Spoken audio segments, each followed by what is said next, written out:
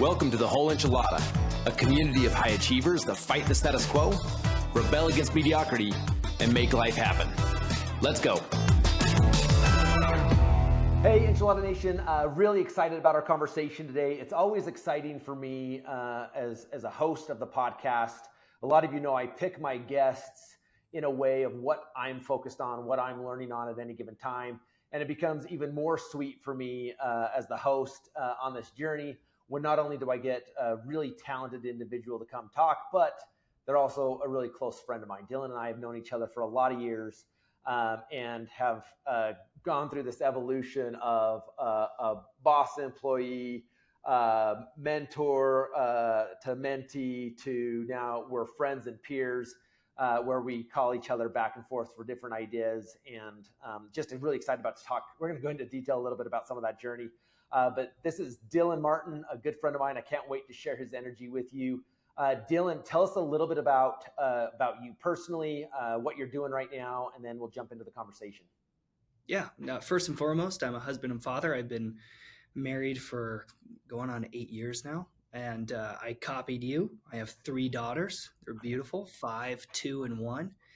And what do? I just gave myself my own title, by the way. I'm the Chief Growth Officer.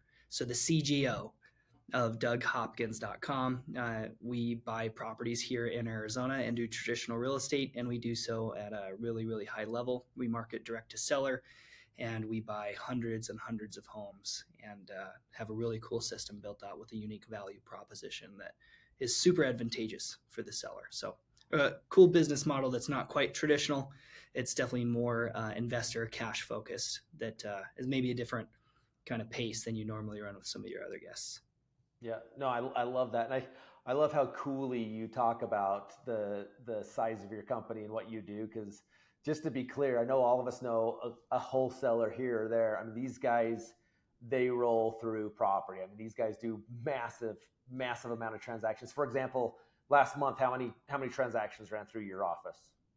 We did signed 90 transactions, and we have a 0% cancellation rate. So when we sign a cash offer, we have a policy where we don't have an inspection period. We put down hard earnest money, and our cash offers do not change.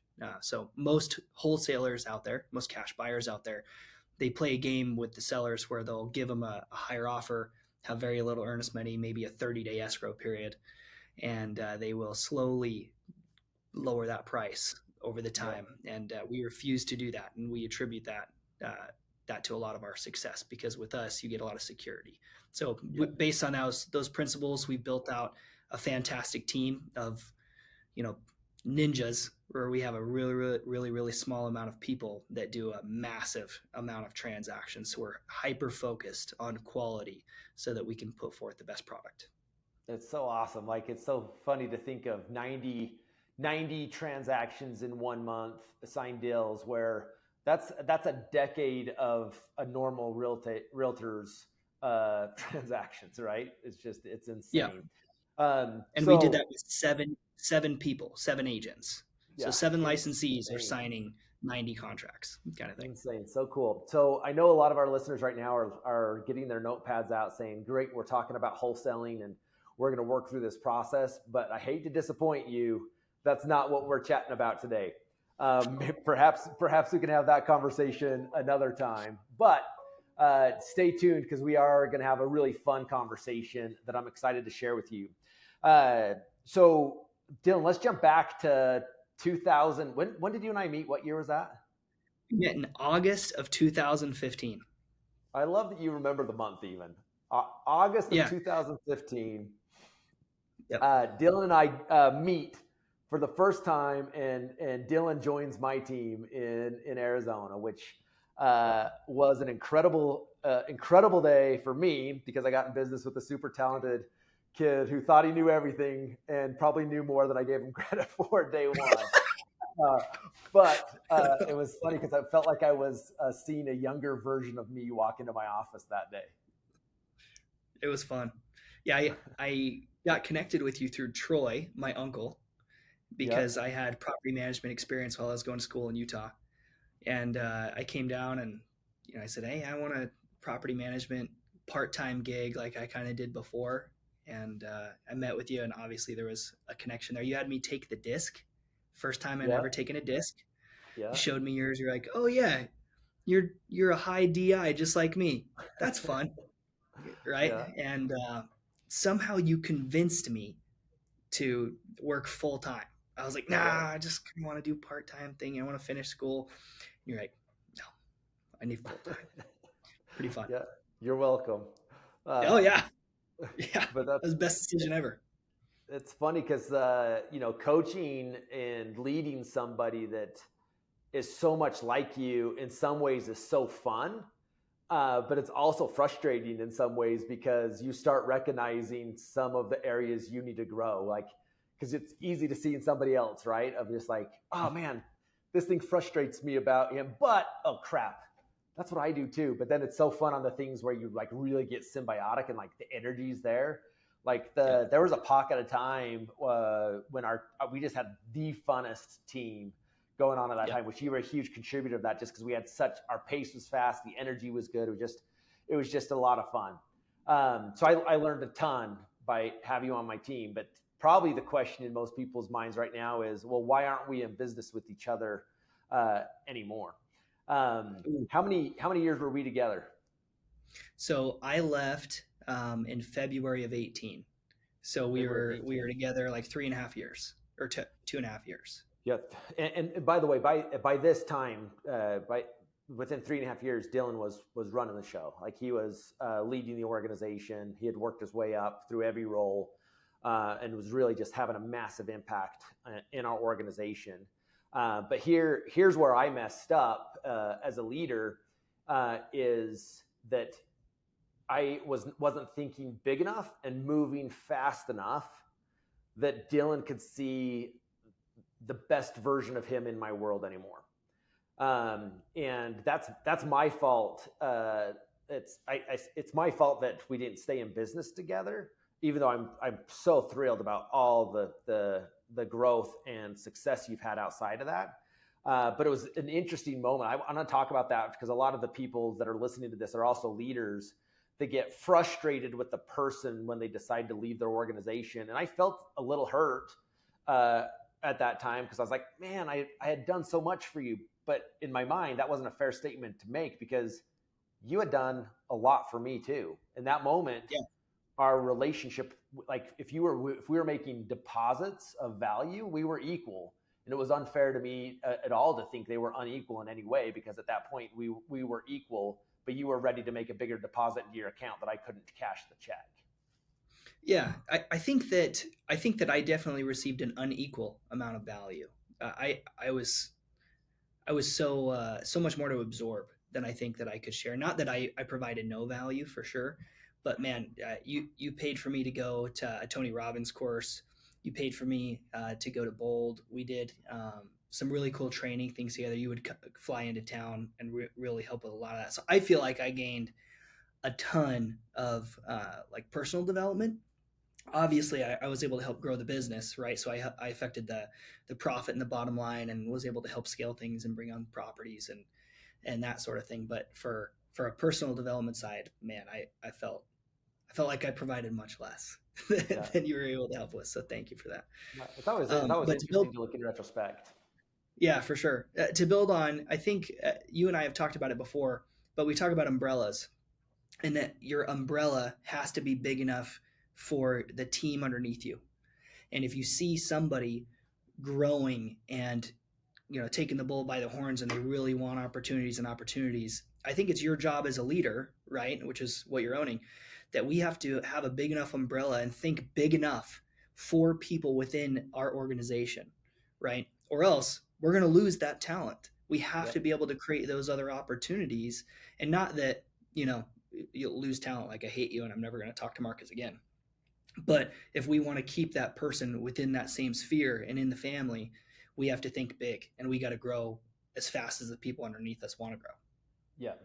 No, and I love that. And I think it gains merit too, because the majority of the people in my world because I think a lot of people define me as a big thinker. I build a lot of organizations. I have a lot of opportunity in my world. The majority of the people I'm moving fast enough before, just your pace was so fast for a trajectory that I like looking back at it.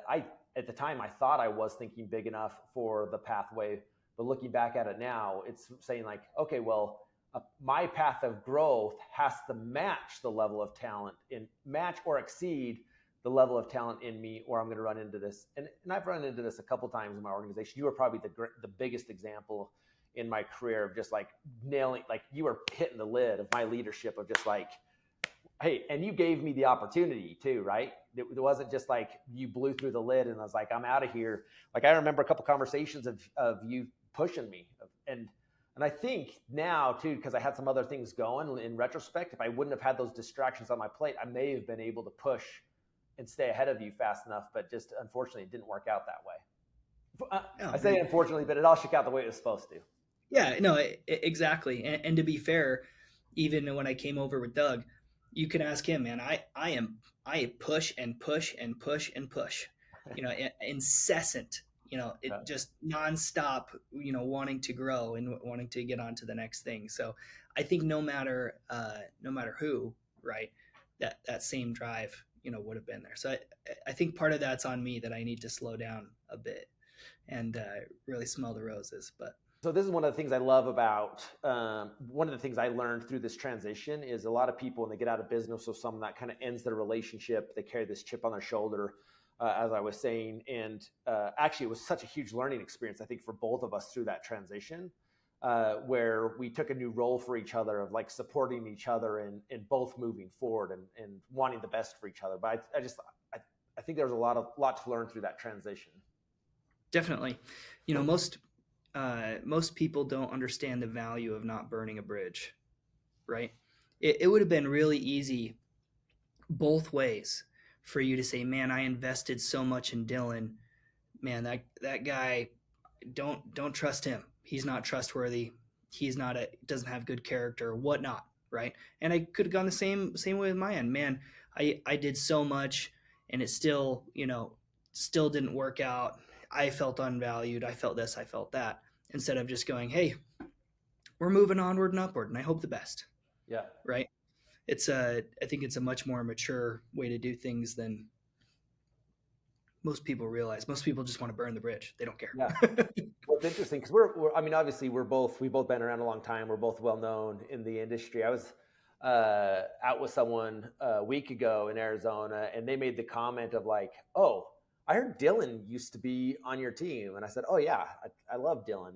And their comment to me was, oh man, I bet you kick yourself that you got out of business with him, because they know about how successful you've been. And I've been like, absolutely not. Like, I'm so proud of Dillon. I love all of his success and he's earned every penny of it. And I think it almost surprised him that I didn't instantly like jump into like a negative statement around it. But because their take was almost like, I opened the door here for you to say something and you're building it up. And so it's just interesting. I just love the transition we had there. So yeah, I want to jump back to something you said a minute ago that I thought was really interesting about how relentless you are and how hard you push and where you go. And honestly, I know that sometimes, because I'm the same way, and sometimes that gets us into a little bit of trouble, but it creates way more opportunity than problems it causes, particularly as, and you and I have had this conversation as I've got older and more mature in forecasting what buttons I can push hard on and which levers I can yank on and which ones I've got to finesse a little bit more.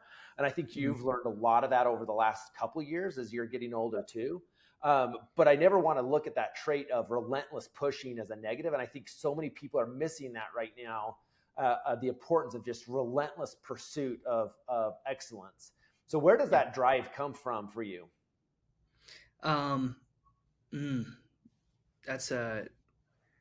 There's a quote that talks about how you're constantly in a negotiation with the person that you are and the person that you want to become. So constant negotiation between the person that you are and the person that you want to become. And, I'm sure you could get a shrink in here and they would tell me that that is unhealthy, right? But man, I have a vision for who I want to become and what I want my life to look like. And I know that the way that I can control that is by controlling my output, right? And there's many different outputs, many different levers to pull and push. But I know that I'm going to have massive, massive action so that I can control the things that are within my control and the things that are without. I'm moving on, right? Can I control that? I had properties and I was flipping properties when the market shifted. Nope. That happens. I take my lumps, I move on, and we buy more, right? Can I control that? Hey, I started to really scale and hire a sales team and replace myself as the market was starting to go down in July of 22. No, that's not the ideal placement or time. But I think that if you're always sitting back and waiting for the right time, and all that you're doing is having huge delays. You're having what is it? Procrastination. It's something by procrastination. I'll have to read the quote. But instead of sitting to wait and try to figure out the perfect time or placement or exactly where to strike, I have found that having massive action cures everything. I would rather make 4 wrong decisions and find one right one than sit and wait and just look for the right one and have it take 3 times the amount of time, right? If you are enjoying this conversation, please, who do you know that you can share this episode with today that will find value in it and would also like to join us on our journey to become the best version of ourselves? And don't forget, please like and subscribe, because this helps me get in front of more people just like you to continue to grow our network and our Enchilada Nation. Thanks again. Let's get back to the episode. Oh yeah. I think this is such a critical point you're making, because frankly, I'd rather have, you have to have a plan, and the better the plan, the better opportunity. But if I had to choose between an 80% plan with talented people and massive action over 100% perfect plan with non-talent and little motivation to take action, I would take the 80% plan all day long. Because like the massive action, the only wrong action is inaction, really. And it's I love the idea behind that. And the visual you created of that negotiation going on between who you currently are and who you want to be. Like, man, it would be fun to climb inside your subconscious and watch that conversation go on. And I think part of that is identifying, well, what about who I am really is non-negotiable. And also saying, but what really is negotiable? Like, what am I open to changing, even though my habits may suggest otherwise? Because I think as I get older, I get more clarity on what is a non-negotiable, of like giving time to my daughters, being available at things like that's a non-negotiable for me. But what are some things out of comfort I'm acting like they're non-negotiable, but when in fact they really are negotiable? Yeah. Right. For me, it's tough because I'm trying to be humble and teachable. So I'm always ready to receive information and analyze it and say, hey, is this something that I want to practice? Right. And at the same time, be acting massively on purpose and going forward. Like, this is the 100% right way. Right. So it's this balance of, hey, I need to move and adjust, and I need to be nimble, and I need to be moving forward fast and powerful. So it's that agility and speed at the same time. It's a unique balance. Yeah. And it is a unique balance, because I mean, it's interesting because I'm very much of the believer that sometimes you have to slow down to speed up, and sometimes you have to speed up, which is the obvious answer. Sometimes just go. You just gotta go. And then there are scenarios that you do have to slow down. I think that comes with maturity and consultation too. Like one of the things I've loved is, even though we've stayed close recently, you and I have had more scheduled conversations to work through some thought process where we were both learning.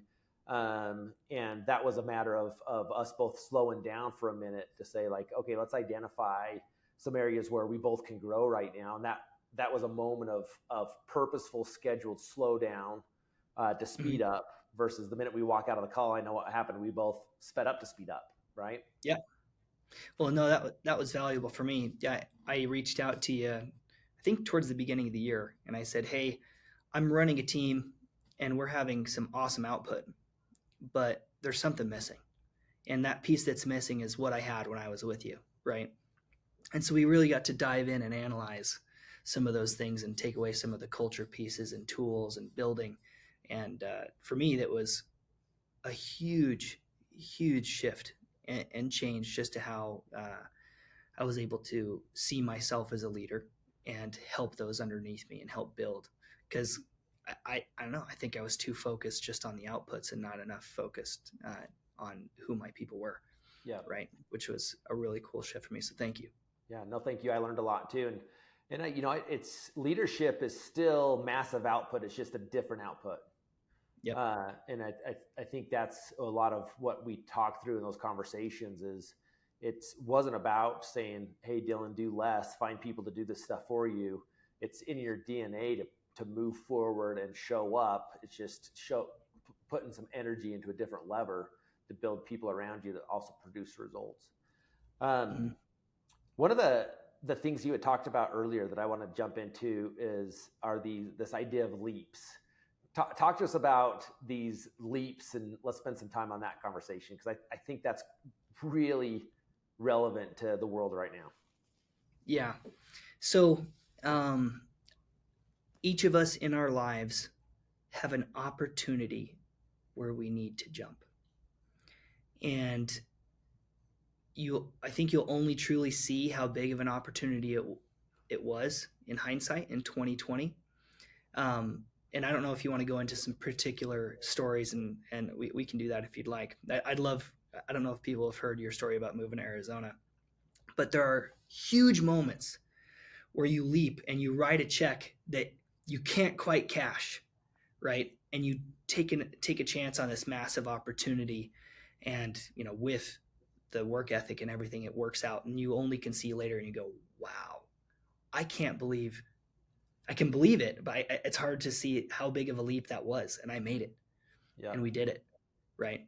Tell us about the move to Arizona. Have you told that story a bunch? I don't think I've told that on the podcast before. And if I have, it's been a while.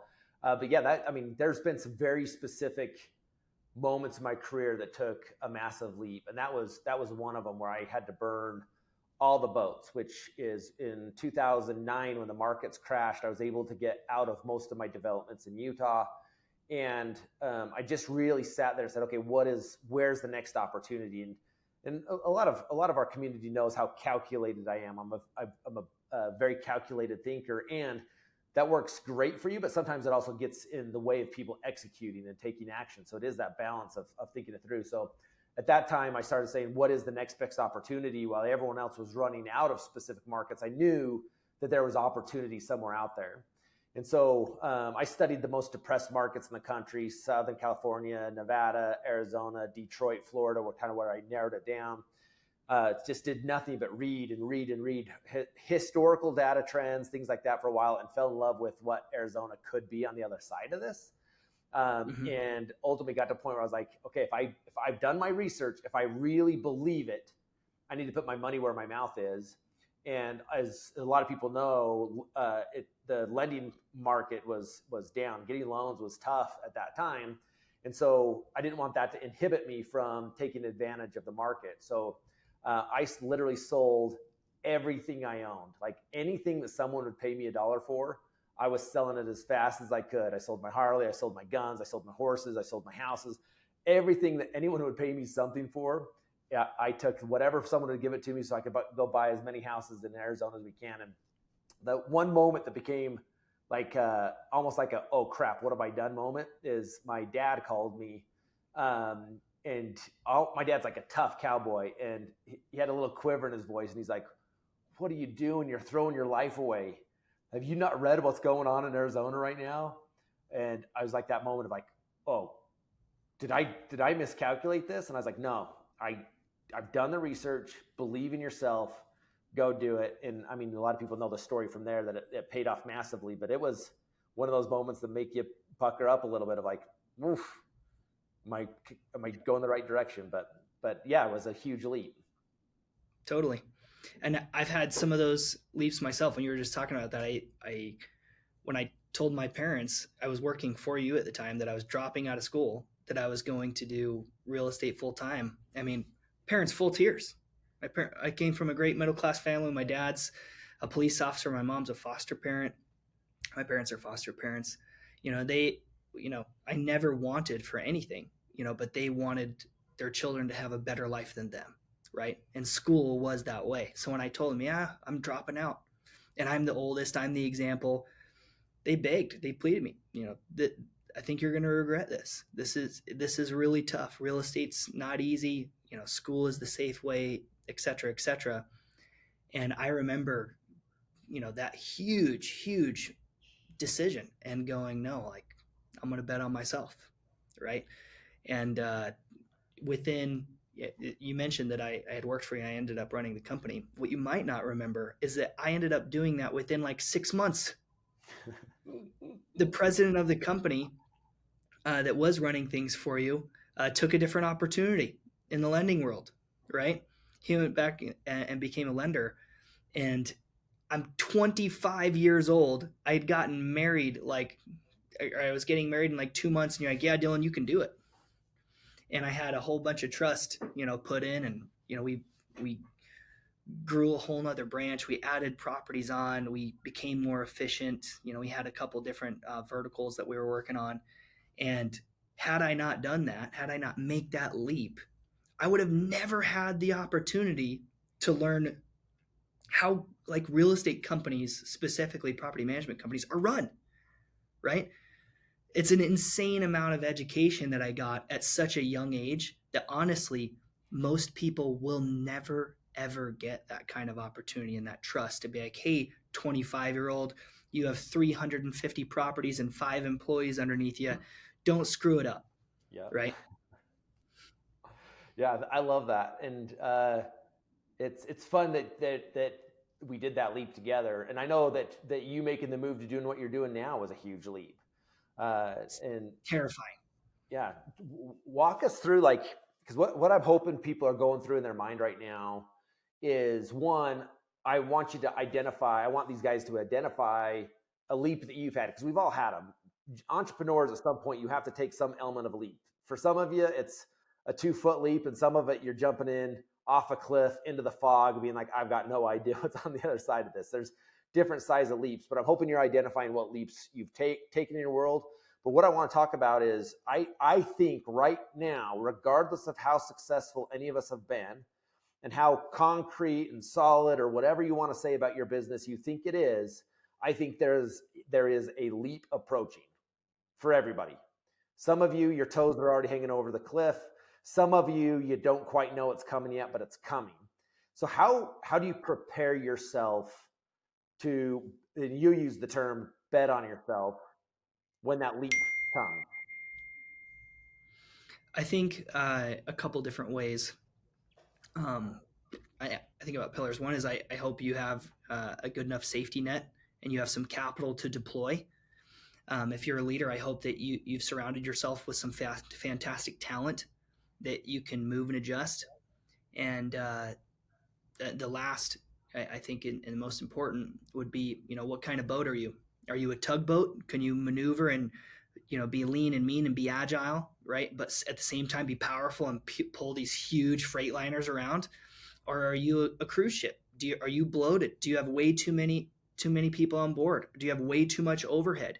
Are you way too top heavy that, the slightest storm comes about and, people are going overboard, kind of thing, right? So when I think of the leaps here, I think of hard conversations. Is your business set up for the opportunity? Are you agile enough and are you open-minded enough to be thinking, hey, it's 2009, my development deals are falling apart. I'm going to sell everything not bolted to the ground, and I am open and willing to take it, a huge opportunity that comes to me. I'm moving to Arizona, right? For example, right? So, what can you be doing to be ready for the leap? I think it depends on where you're at in your journey. Are you a solo agent, right? Do you have a team? Do you have a mega team? Do you have, an investment arm? And I think there are different actions to take for each position, right? That's where I kind of mentioned the tugboat and the cruise liner analogy for us, because, man, I think there are huge massive opportunities that are lying. But I don't want to be bloated. I want to be able to, come in like ninjas, like I said, with my guys, and be able to say, hey, this is how we're moving, how we're shifting to be able to take more market share. Yeah. No, I think you're hitting on some really critical points. Before, opportunity is an interesting word too, I think, because what could be a great opportunity for me, you may look at it and be like, that's not an opportunity for me. So I think part of that is recognizing there's opportunities around us all the time, but I think too many of us are jumping on, oh, it's an opportunity, but is it the right opportunity for you? So I think part of that is getting clarity on where you're going so that you know whether it's an opportunity worth jumping off for. And then as you were talking, I was in my head thinking through like, all right, there's going to be things that would permit you to take the leap. And then there would be a list of things that would inhibit you from taking the leap. And there's going to be things on both sides of the equation, but the things on the pro column of the things that would allow you to do it has got to outweigh the things that would inhibit you from doing it. So like, as you were talking, I was thinking through like, all right, if my toes were hanging over the edge and I was about to jump, I'd ask myself, I see the opportunity. Do I have the skill set that when I jump that I've actually can execute on it? If I'm going to jump, am I really chained down back here that I'll jump and I'll be like, oh, I'm really not going anywhere because I've chained myself to my current reality? Do I have the knowledge to think through the probabilities to really say I have confidence that this is an opportunity, that I'm going to be okay? To your point, do I have the capital to actually execute on the opportunity? Nothing's more frustrating than when you've got an opportunity right in front of you and you're like, oh my gosh, that is a massive opportunity, but I don't have the capital to do it, or I'm tied down and can't do it. What else would you add to that list of kind of thinking through maybe things that could tie you down for moving forward, or things that you'd want in your pocket to permit you to take that leap? Yeah. Limiting beliefs, right? So many of us have major limiting beliefs that will never let us get past where we currently are, right? I would say talent. So you need to be humble and realize that if you're the smartest person in the room at every position, you have a poor room, and you need to hire people that are better than you at certain aspects of this game, right? So look at your limiting beliefs, look at your talent, look at your capital, look at your systems, look at your tools, right? So not only like your procedures, your SOPs, but look at the software that you have, right? And the last thing that I'll mention there is, the phrase that I was looking at the beginning was analysis by paralysis, or paralysis by analysis. So don't be looking at all the inputs so much and not having massive action, and be sitting there toes over the edge, ready to go. Be looking behind you, make sure that you have the right amount of, weight on, the right equipment. But man, you simply must act. You must act, because chasing the next shiny object is never ending.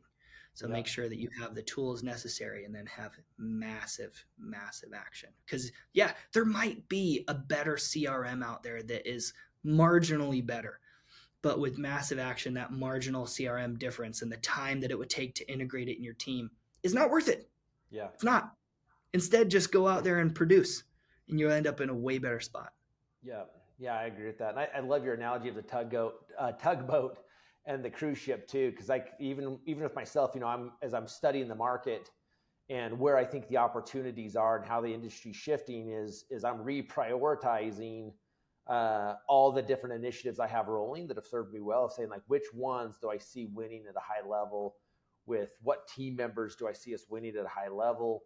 Obviously, I want to give all those things the opportunity to win moving forward, but at some point you got to decide, like, if it came down to it, if I've chosen to stay tethered down, I'm the one that kept myself from participating in those opportunities, nobody else. And I just think that real quickly, if you're not already there, we're going to find ourselves with our toes over the edge of saying like, it's go time. It's do or die in this moment. And it's not a slow death. It's a slow, painful death to stay on the ledge and work your way backwards and miss that opportunity. Yeah. You're going to see your market share evaporate. You're going to see market share being gobbled up by individuals and companies that are taking the leap, that are having massive action, that are deploying capital, that do invest in the kind of talent needed, right? So there are two people. There are opportunities and excuses, and you will find whatever one you are looking for. So if you want the excuse, you will find it. And if you want the opportunity, you will find it. Yeah. Right.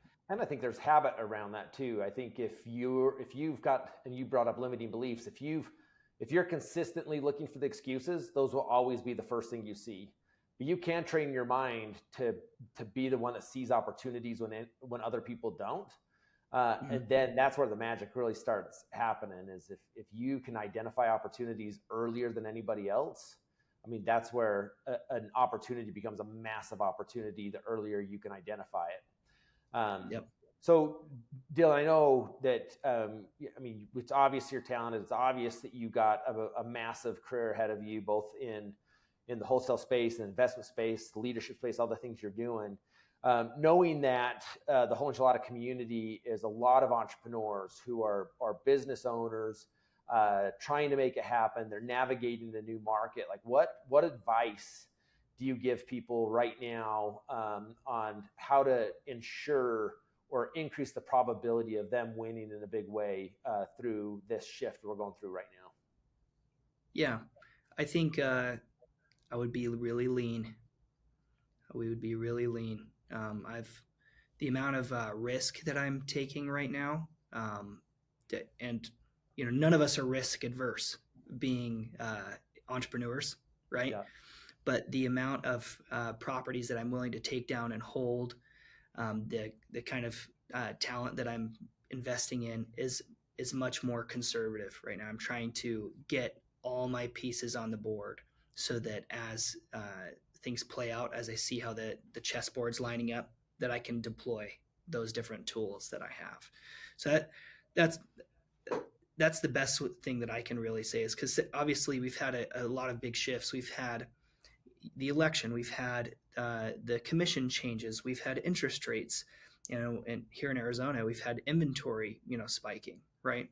So there's these different factors at play, and to really being able to see them and move in real time, that can only happen if you're not over leveraged.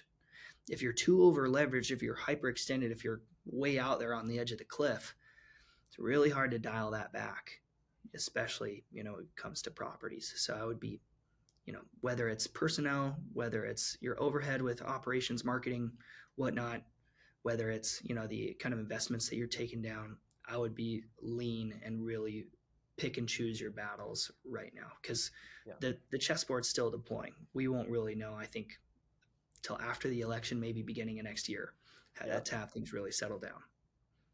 Agreed. And regardless of what happens there, what I do have certainty of is there will be opportunities through it. Huge. Right? So I think you're nailing it. I think you got to be lean and nimble, know what you want, so that when an opportunity does come, you can identify, is it in alignment with what I want? I think all those are awesome pieces of advice. Man, as we're having this conversation, I keep thinking through the visual that you gave earlier on in the conversation of the negotiation that's constantly going on of who I currently am and my ideal future self. And I'm actually with some of my journaling time, I'm going to flesh that out a little bit and play both roles for a minute and see if I can identify the arguments that are going on subconsciously for myself to figure out, is my future self winning those conversations? Because I think a lot of times we hear the phrase, you've got nothing to lose. Well, yeah, someone has nothing to lose. It's easy to take the risk, but the truth is the majority of us have something to lose. And the more you have to lose, the better you have to be at taking calculated risks. But when you do, calculate it and take it. It's not a reason to not take it. It's you got to be better at taking the leaps than anybody else, than somebody that does have nothing to lose. Because really, if they have nothing to lose, chances are they're not putting the time and energy into increasing the probability of success around it anyway. Yep. The last thing that I'll just say there with that is that if what you want, what people say they want and what they actually want are different, right? People want to talk about their plans. People want to tell everybody how they're going to succeed. people are talking about the view from the top of the mountain nonstop. And what happens is it's a slow decay where eventually the vast majority of individuals realize that I'm not going to be a millionaire, and I'm not going to drive the car. I'm not going to have the crazy house. I'm not going to do these things. I'm not going to have the family, whatever those big focuses are. And it's because they didn't want it bad enough. And that's it. Yeah. If they really wanted it, they would do it. And if you can think about that and think about the person that you are, and do I really want that? You would do it. So have that negotiation, Marcus. Have that journal time. Really think about what you want to be, how you want people to think about you, how the room lights up when you're there, how your family thinks about you, how you're present for your friends, what kind of mental state you have, what kind of physical state you have, what kind of career, what kind of net worth, all those things. And think about, in order to have those lag measures, what do my lead measures need to be? Yep. And that's the negotiation of, oh, maybe I don't want to do 1,000 dials a day. Well, that's what it's going to take for some of those things, right? Yep. Or maybe I don't want to invest $100,000 a month in marketing. Well, that's what it's going to take for some of those goals. Anyway. Yeah, no, I love it. And I think there's going to be a lot of people that they've told themselves a story for so long that they're going to get on the board of like, no, but I really do want it, but they'll have a handful of excuses. And I would say the argument to that is get your calendar out for the last 30 days. And I will almost guarantee you, if the results aren't showing up or the pipeline stacking up for the results, it can be clearly tied back to what your calendar looks like before. Some of that may be a calendar of you doing the activities what you should have been doing. And sometimes it should have been what's on your calendar of learning the skill set, spending the time with mentors and coaches. If you don't have the skill set to do the activities yet, then it should be filled with, how do I gain the skill set? How do I get the capital? How do I, so when the opportunity comes, I can make the decision to do it. So I love the phrase you used earlier. Are you willing to bet on yourself? And betting is a matter of probability. And so I think that's the big message that I would love to leave our community today is, if in fact an opportunity came your way today, would you bet on yourself? Like, would you bet on yourself? Would you put your family's life savings on the line because you believe that much in yourself to go execute on the right opportunity in front of you? And if the answer is no, then I would start asking yourself the question, like, is it because I lack the skill set? I lack the confidence. I lack the leadership. I lack the network, whatever it is. Like, identify what it is that would keep you from doing it, or what that opportunity would have to look like for you to take that leap, because the opportunity for a leap is coming. And what I want for everyone on this call is for you to be confident enough to take the right leap that matches up with your ideal future self. Dillon, anything you want to add to that as we wrap up? No, just thank you. And if anybody wants to connect, please follow me on Instagram is my primary social media. My handle is Dillon A. Martin, Dillon A. Martin, Martin. Awesome. Sure. Appreciate you, buddy. Appreciate the friendship, and just, I love learning with you, beside you, and excited to create some more opportunities together. Amen. All right, my brother. Thanks again. Enchilada Nation, thank you for being here. Hope you found value in this conversation. I know I sure did. Don't forget, go live life on your terms.